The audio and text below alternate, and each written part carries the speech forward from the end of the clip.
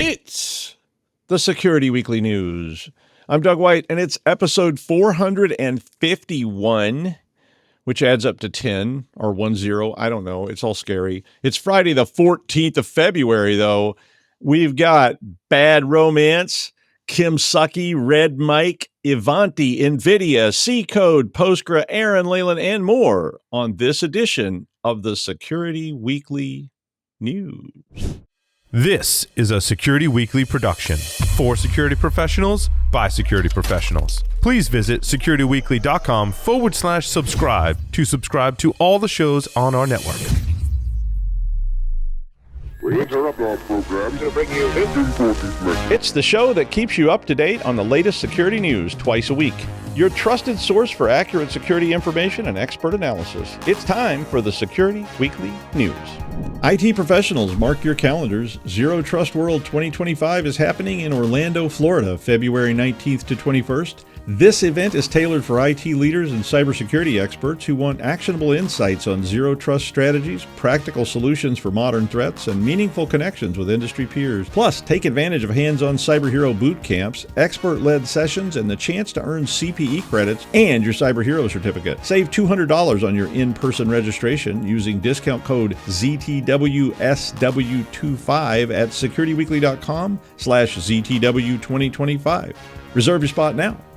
Imagine a world where every threat, ransomware, supply chain attacks, zero-day exploits, is stopped before it can even begin.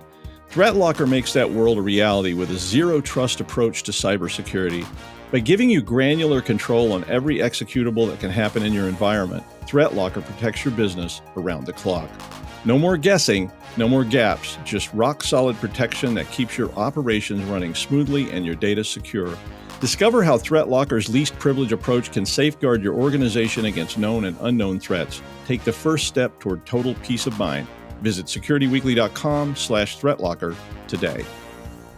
All right, from the island of Elba, it's the Security Weekly News. I'm Doug White. Hit that like and subscribe button and leave a comment, or you will be forced to celebrate Beekeeper's Day. See that joke? Well, when your joke writer's into 3rd century Rome, you get this kind of stuff. I mean, so if you're not familiar, in the United States today, and a lot of other countries as well, it is St. Valentine's Day, which is not the same thing as the Feast of St. Valentine's, which is what this was based on. St. Valentine's Day was essentially created by greeting card companies and florists and chocolatiers to, well, sell you stuff. But St. Valentine is the patron saint of epilepsy and beekeepers, really. St. Valentine's Day was established by Pope Gelasius I in the year 469, and it is an official holiday to celebrate the saint. Now, even Chaucer started writing about this, and he may be to blame because he's to blame for a lot of stuff. But in 1382, Chaucer wrote a poem called Parliament of Fowls, which was about birds finding mates in February. And they think that's where the romance thing started, in that Middle English poem. But by the 1700s, it was all about the love. But modern cards and chocolates and flowers and such weren't really around because everybody was too busy scrabbling and buying laudanum and stuff. But in the 1840s now, Esther Howland started selling mass-produced Valentine's Day cards that involved romance. So today it's celebrated around the world, and kids give each other chalky sugar Necco hearts with bonmots such as Wavoo or Be Mine printed in ink that's not quite as toxic as it was in the originals back in 1847, when I think they were made out of seashells, whale oil, and iodine or something like that. Anywho, happy Feast of St. Valentine's Day. I will be at Zero Trust World in Orlando next week with a lot of other people from the show. So be sure and look us up if you're there. Come by. We'll say hi or whatever. Thank you to ThreatLocker for help putting all that together. Do you know what it takes to transport me and my entourage to Orlando, Florida? Let's just say Beyonce is a lot easier. Mm-hmm. All right. Kimsuky again this week. Wow. It's like they come, they go, then they're back again. This time, Kimsuky, which is a North Korean group, is using the old ClickFix trick. Now, ClickFix is a social engineering approach that has been used for a long time. I mean, I remember my dad asking me about these things. They've done it with phones. They've done it with SMS text messages. They've done it with website pop-ups. They've done it with you name it. They've done it. And it's basically currently used mostly to distribute info stealers to end users. So basically, if you can toss up an error message on somebody's screen somehow, and you can get the user to type in a PowerShell command, or even better, have them paste it in. They don't even know what PowerShell is, and you're just going, now open this and right click that and then paste this in and you'll be good. Yeah, well, you can guess what happens.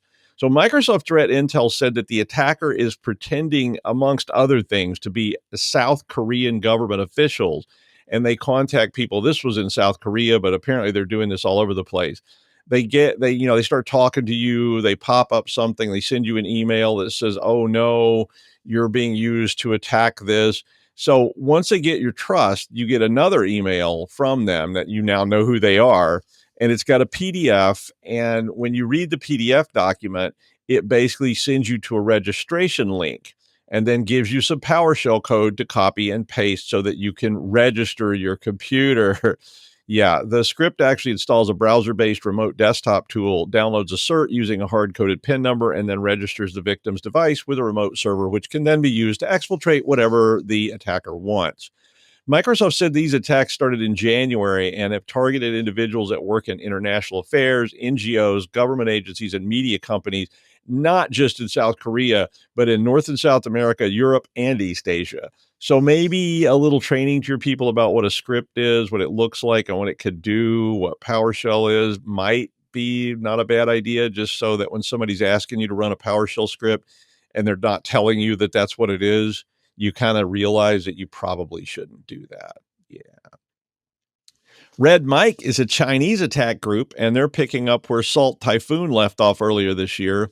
Salt Typhoon got a lot of credit for attacking a bunch of telcos in December and January, and now Red Mike is continuing this by again trying to exploit more than 1,000 Cisco devices, unpatched Cisco devices, specifically unpatched Cisco iOS XE devices, the same ones that, yeah.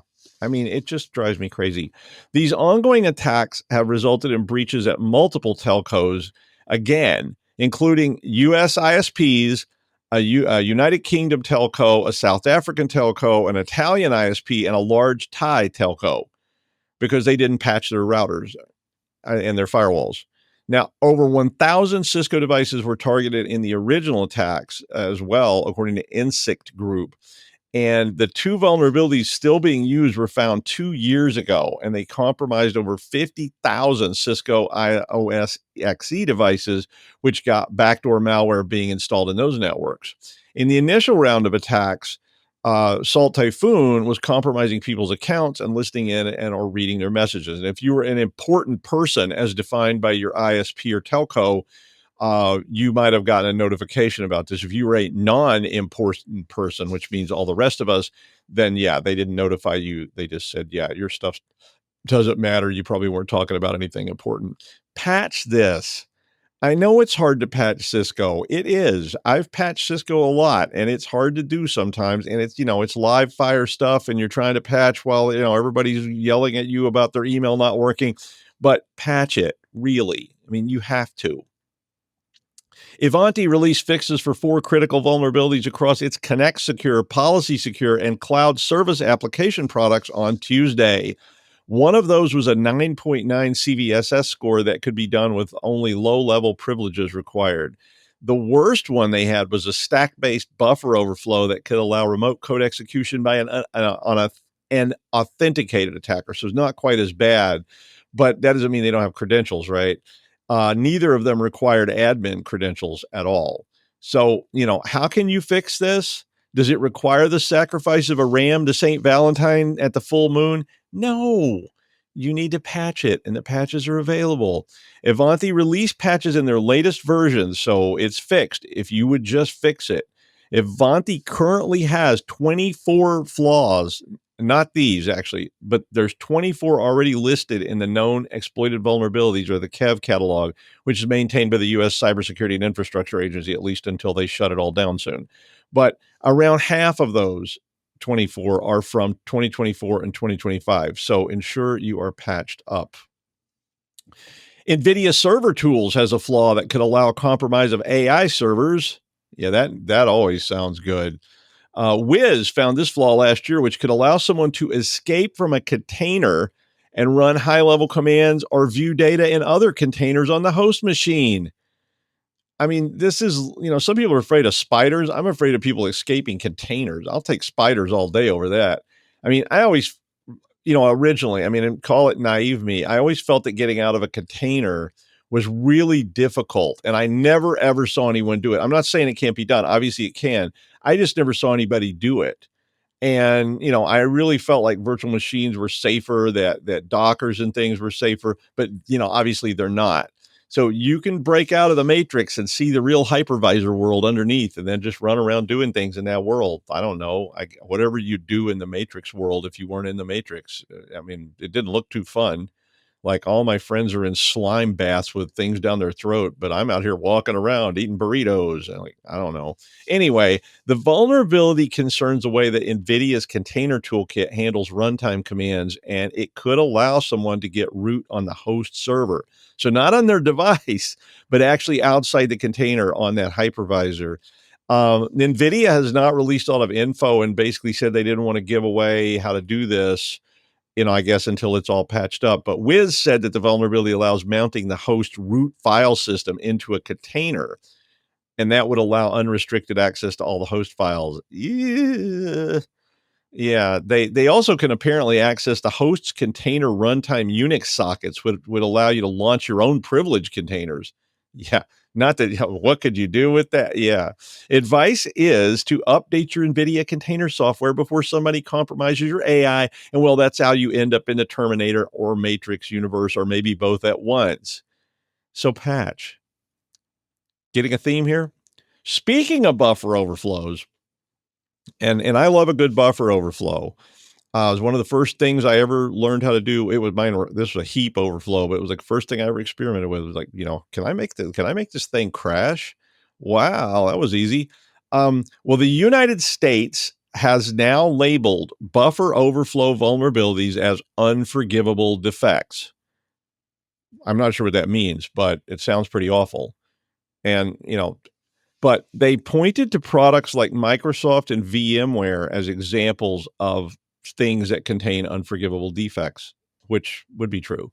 They went on and urged all software developers to adopt secure by design practices to avoid creating buffer overflows in products. Now, if you don't know, I mean, I know most of you do, but if you don't know, a buffer overflow is basically causing something to be bigger than the space it was assigned, like, say, my legs on most airline seats. Now, when you overrun a space, weird things can happen. And of course, this is like hacking 101, right? Well, like, what happens if I cause this to overflow? Does it crash? Did it crash into a root shell? Does it let me get access to something else?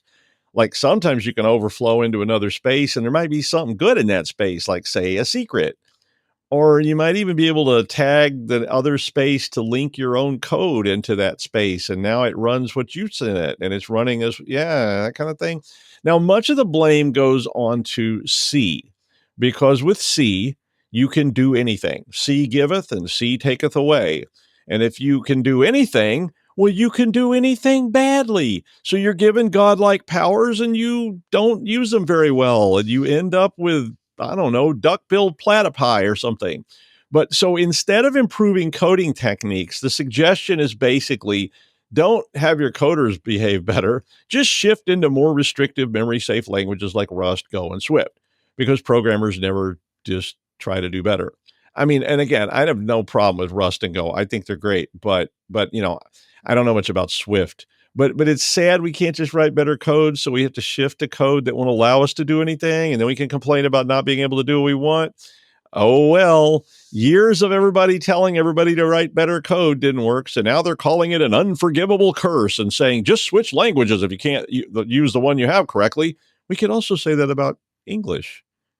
If your grammar is that bad, maybe you should just switch languages to one that has easier grammar. I don't know.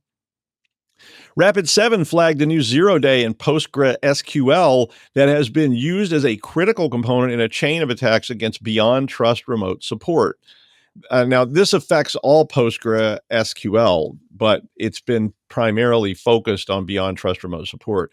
The flaw is in the interactive terminal PSQL, and it allows SQL statements with escaped input. That's where you put like backticks and things on there, and it can cause it to trigger an SQL injection attack. Rapid7 said that they could connect these attacks to the Beyond Trust remote support systems, and that these had been being used to compromise the recent attacks on machines at the U.S. Treasury Department. This basic flaw was also used as a foundation for an attack chain that got everybody in to that U.S. Treasury Department compromise. Rapid7 said that in their lab, they were able to inject a command that executed the ID command on the system, which would confirm the potential for you to inject just about anything. So that would be a full system compromise. So PostgreSQL released an urgent patch and warned that a whole pile of versions, with the most recent one being 17.3, but there's a whole bunch of other older versions, they're all affected. So if you're running PostgreSQL in any context, you probably want to patch it, particularly though if you're running any of this software. Rapid7 released a Metasploit module that fingerprints the vulnerable systems, so you can try that. So if you have Postgre or Beyond Trust, you may want to get in on this like now. Yeah. RoboCop is coming. What could go wrong? We keep seeing AI stuff involving police, and it all sounds pretty scary to me because that was sort of the basic premise of the movie RoboCop. I mean, how much dystopia starts with this?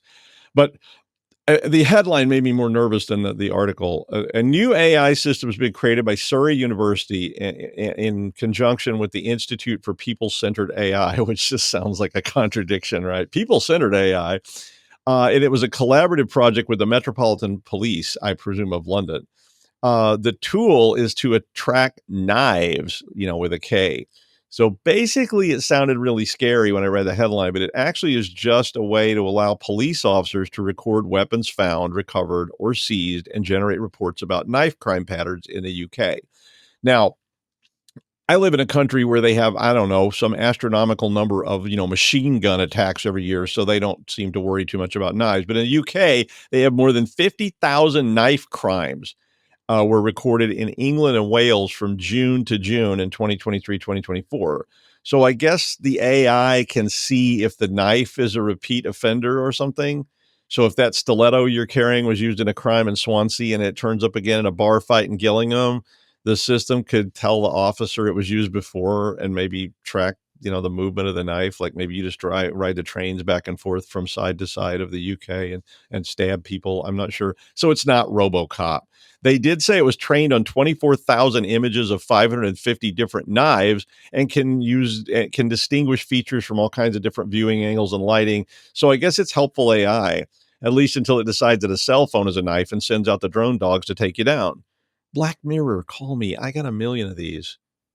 Well, speaking of bar fights in the UK, our favorite bar fighter, straight in from Bromley, where he tossed a plate of baked beans at somebody blocking the view of the TV, it's Aaran Leyland. Hi, Aaron. So you started all about fighting, and I was going to wish you a happy Valentine's Day and proclaim my undying love for you. But nothing like Valentine's for romance, drinking, fighting, baked beans, knife fights. I mean, it's all part of the Massachusetts experience, right? And I love Boston, and it's like everybody loves Boston. I mean, it's like awesome. It's like historical. You can get in a fight. You can go to Dunkin' Donuts and smoke cigarettes. What? Let's talk about that another time. Right. Anyway. Okay. Proceed. Yes. Okay. Today, the explosion of hardware hacking devices by our very own Paul Asadorian. And that came out on the 7th of February or February 7, 2025. A link to what is a really great and comprehensive article in the show notes, including lots of pictures and even a YouTube video for all you visual people. You can actually watch us on YouTube. Can you believe that? Right. Let's dive in. Lots here. Not enough time to do it in justice. Definitely not the full article. Okay. So due to the growing popularity of the ESP32 IoT platform adoption by security professionals, the article raises several security concerns addressing firmware attacks that could target the user population and what you can do to protect yourself. And I'm telling you now, if anybody knows about firmware attacks, it's Paul. Okay, so Introduced way back in August 2020, would you believe that? Following a nearly $5 million Kickstarter campaign, the Flipper Zero quickly became popular among hackers for its versatility in RF and other attacks. Initially priced at $169, it faced controversy as Amazon banned its sale, citing it as a card skimming device. I wish, while Canada proposed a ban due to car theft concerns. I wish, going around just stealing Teslas, probably driving them into the sea as like, I don't know if anybody likes Elon anymore. Well, some of you do, some of you don't. But anyway, all that was later debunked, and Canada's since dropped it. But apparently Amazon still doesn't allow Flipper Zero sales. And in the UK, they didn't allow it anyway, probably still don't. Okay, another article that I found in conjunction with this, because it was like, there's actually loads of them, is that people literally think you can crash a plane with these. And to be honest, that's ridiculous, right? But looking into it, interference with aircraft systems, unlikely. Apparently, it's theoretical risk. It could interfere with aircraft communications or navigation systems. But yeah, only if you like switch it to super large output of RF. But I'm sure pilots have other ways of communicating. Also, they went into unauthorized access, copying RFID and NFC cards. You have to get it first, get into restricted areas, all getting a bit sort of action movie-ish. And also the fun bit, and literally what 99% of people do with a Flipper Zero, it can send signals to other devices, possibly causing disruptions or unauthorized access to personal electronics like smartphones or laptops. Oh, a whole lot of fun.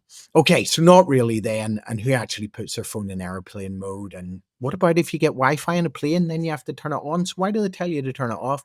And you can even get telephone signal on the London Underground. So it's all a bit balls, to be honest. Okay, so the best thing about that article is they hid the name of EasyJet by referring to it as Sleazy Jet, which kind of true. But anyway, I guess that's a bit like JetBlue in the US, and I only said that because Doug might be flying with him this week, and they're totally going to downgrade him now. Anyway, back to Paul. Okay. Many activities mentioned in the article, such as Flipper Zero, high price, availability issues, have led developers, the most important part, to adopt the ESP32 platform as an alternative. And it's being developed to mimic Flipper Zero functionality for a fraction of the price and on hardware that isn't targeted by bans. We all love that. And I'm told you can purchase several ESP32 based devices on Amazon, ranging from DIY kits to fully assembled units, where you have to, for the UK and Ireland over here, solder things, but you solder things, but that sounds dirty, so I prefer solder. Okay. The article goes into a bit of fun and more of your favorite presenters from Paul's Security Weekly. And it talks about the SMUCon talk in 2025 and Larry, Pesci and Bill. I always want to say, well, it's swearing, Jen, but it's all about swearing. What a cool name. But anyway, Paul said that, not me, but I'm a fan also. So them guys have been working on a project of a product to turn the CYD, that's a cheap yellow device, to the rest of us. So they turned it, configured it into an AirTag scanner, and the links to all that's in the show notes, even the video. So obviously you can scan AirTags from different devices, including Android and Android phone or the Flipper Zero. But their goal was to create an inexpensive project that you could pick up and learn about BLE, the ESP32, and specifically the CYD. And apparently you can purchase it for like $11, which is cheaper than a hot dog, but not cheaper than a hot dog with that gas station that I love with farm in their name. Sam will know all about that, literally lived off them. Okay, so Paul wanted to learn more about programming the ESP32, specifically for security research purposes.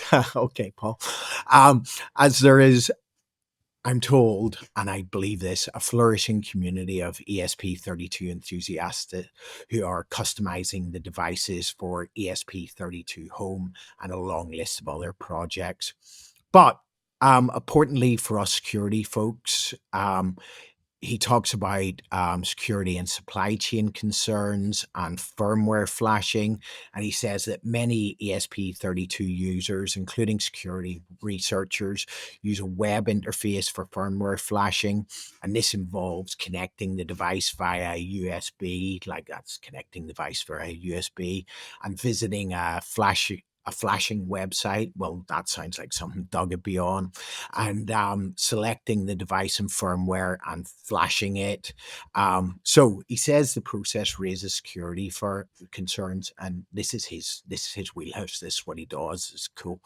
Firmware validation. So he asks about how we can ensure firmware integrity and detect backdoors. Secure boot, talking about threat actors could break devices by enabling secure boot without a valid key. And then also, it's innuendo bingo in this today.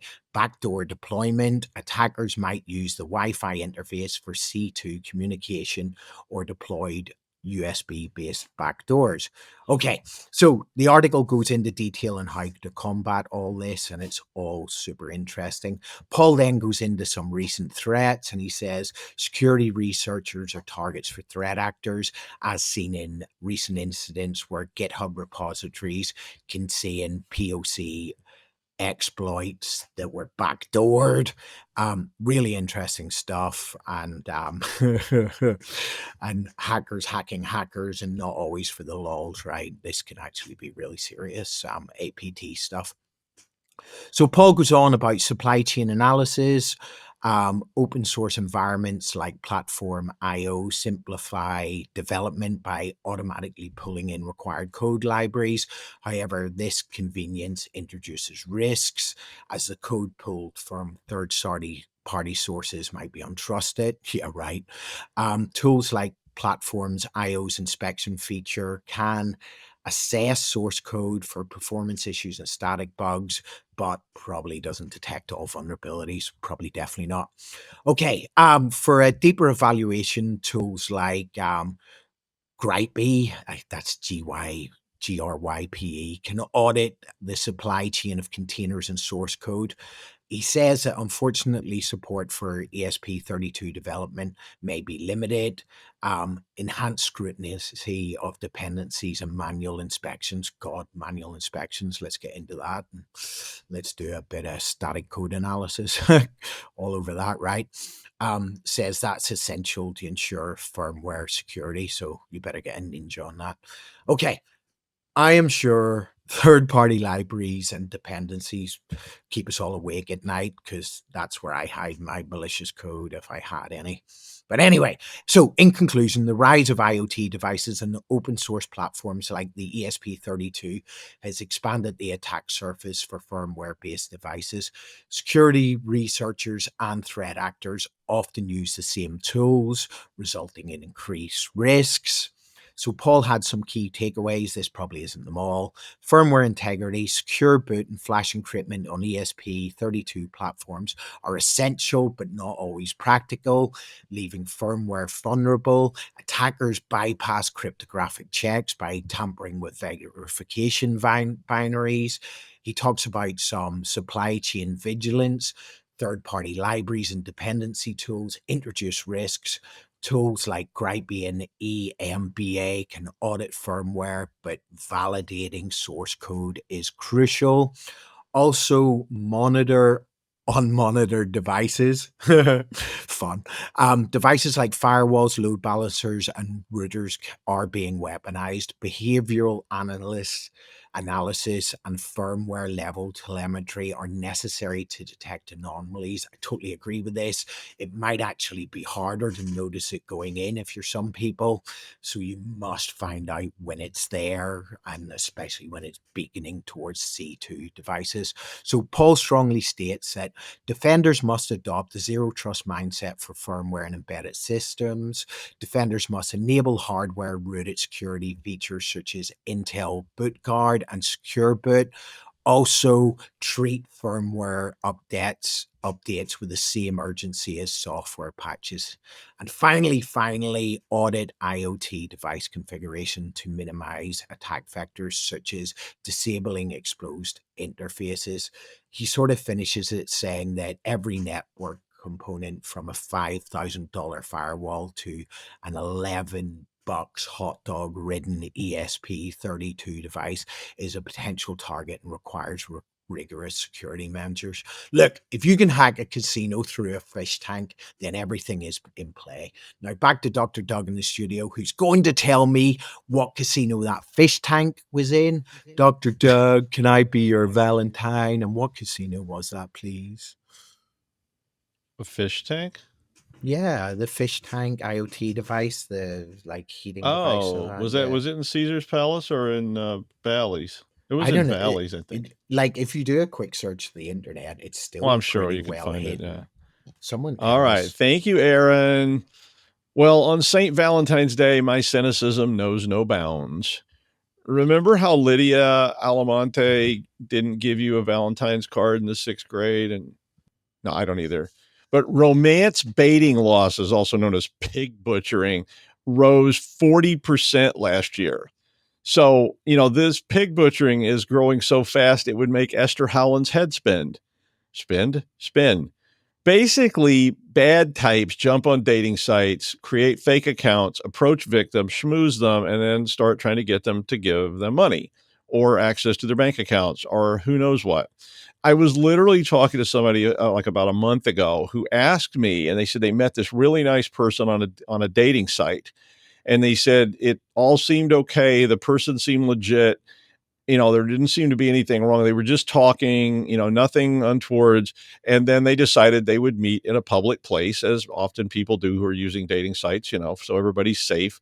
But then the person turned around and said they wanted $500 to be paid to them on Venmo to pay for a babysitter while they were meeting up with this person who was talking to me. I advised against. Maybe that wasn't even a scam, but I'm like, okay. I'm like, yeah, no. But the number of people who lost money in this type of scam increased more than 210% in 2024. And the average loss per person declined by 55%. But to me, that's a function of the number of incidents. If one person loses $5,000, then the average loss is $5,000, right? But if 100 people lose $500 and one person loses $5,000, then the average loss is $554.55, which would be an 89% decline. You can see how much romance I'm getting because I'm doing math on Valentine's Day. I get it. People are lonely. Most people can't console themselves with brandy and sea coating, so they reach out and they join sites. These things are, romance scams have been going on since St. Valentine himself walked the earth in, the 4th century. But the internet means I can pretty easily rent a warehouse somewhere, staff it up with a whole pile of people, each operating 50 phones, and start up a pig butchering operation worldwide and, and just maximize my profits. Maybe that's what I'll do for Valentine's Day. Scary. Be careful out there. That is the news. Thanks, Aaron. I will be in Orlando all next week, but the news will still be here, hosted by much sexier hosts than me. So I will see you sometime in the future, and I'll see you next week if you're going to be in Orlando. Bye.